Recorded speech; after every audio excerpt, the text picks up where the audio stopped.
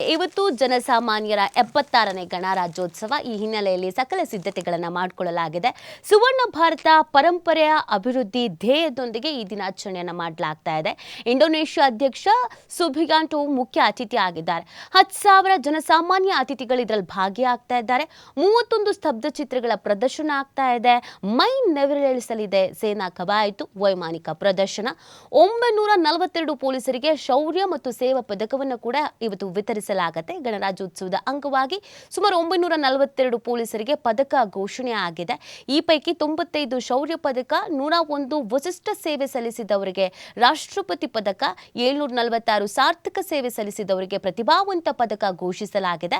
95 ಶೌರ್ಯ ಪದಕದಲ್ಲಿ 28 ನಕ್ಸಲ್ ಪ್ರದೇಶದಲ್ಲಿ, 28 ಪದಕ ಜಮ್ಮು ಕಾಶ್ಮೀರ ಭಾಗದಲ್ಲಿ, ಈಶಾನ್ಯ ಭಾಗಕ್ಕೆ 3 ಮತ್ತು 36 ಪದಕಗಳನ್ನು ದೇಶದ ವಿವಿಧ ಪ್ರದೇಶಗಳಲ್ಲಿ ಸೇವೆ ಸಲ್ಲಿಸಿದವರಿಗೆ ಘೋಷಿಸಲಾಗಿದೆ. ಉಳಿದಂತೆ 101 ಜನರಿಗೆ ವಿಶಿಷ್ಟ ಸೇವಾ ಪದಕ, 746 ಜನರಿಗೆ ಸಾರ್ಥಕ ಪದಕವನ್ನು ಕೇಂದ್ರ ಸರ್ಕಾರ ಘೋಷಿಸಿದೆ. ಇನ್ನು 2 ವೀರ ಸೇನಾನಿಗಳಿಗೆ ಕೀರ್ತಿ ಚಕ್ರ ಗೌರವವನ್ನು ಕೂಡ ಇವತ್ತು ಸಲ್ಲಿಕೆ ಮಾಡಲಾಗುತ್ತೆ.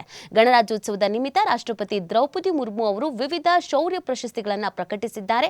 11 ಮರಣೋತ್ತರ ಸೇರಿದಂತೆ 93 ಸಶಸ್ತ್ರ ಪಡೆಗಳು ಮತ್ತು ಕೇಂದ್ರ ಸಶಸ್ತ್ರ ಪೊಲೀಸ್ ಪಡೆಗಳ ಸಿಬ್ಬಂದಿಗೆ ಶೌರ್ಯ ಪ್ರಶಸ್ತಿಗಳನ್ನು ಅನುಮೋದಿಸಿದ್ದಾರೆ. ಇವುಗಳಲ್ಲಿ 1 ಮರಣೋತ್ತರ ಸೇರಿದಂತೆ 2 ಕೀರ್ತಿ ಚಕ್ರಗಳು ಸೇರಿದೆ.